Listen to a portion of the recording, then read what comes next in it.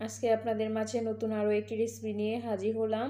অসম্ভব মজাদার খেতে মাসকলাইয়ের ডাল দিয়ে লাউ রান্না করে দেখাবো আজকে। এভাবে লাউ ডাল রান্না করলে এক প্লেট ভাত নিমিশেই শেষ হয়ে যাবে। আশা করছি আপনাদেরও ভালো লাগবে। লাউটা এইভাবে কিউব করে কেটে নিয়েছি। লাউটা আমি কেটে ভালোভাবে ধুয়ে নিয়েছি। এখন এক এক করে এখানে সব কিছু অ্যাড করে দেব। 1 কাপ পরিমাণ মাসকলাইয়ের ডাল নিয়ে নিলাম। 4-5টা কাঁচামরিচ মাঝখান থেকে ফালি করে দিয়ে দিয়েছি।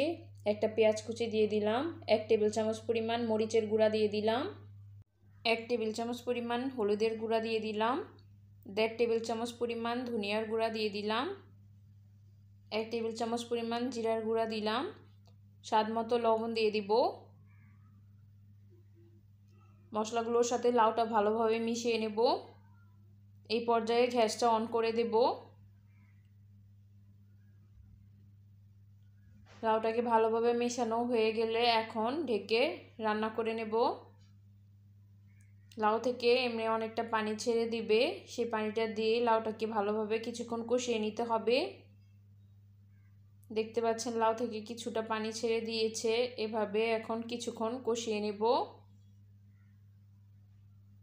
ভালোভাবে কষিয়ে নিলে তরকারির টেস্টটা বেশি ভালো আসবে, আর লাউয়ের ডালের যে একটা এক্সট্রা গন্ধ থাকে কাঁচা, সেটাও থাকবে না। তাই ভালোভাবে কষিয়ে নিতে হবে।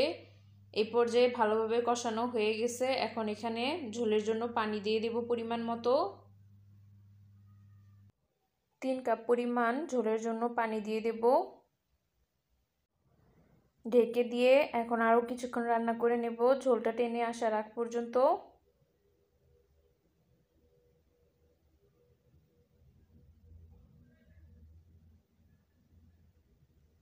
এই পর্যায়ে ঝোলটা অনেকটাই টেনে এসেছে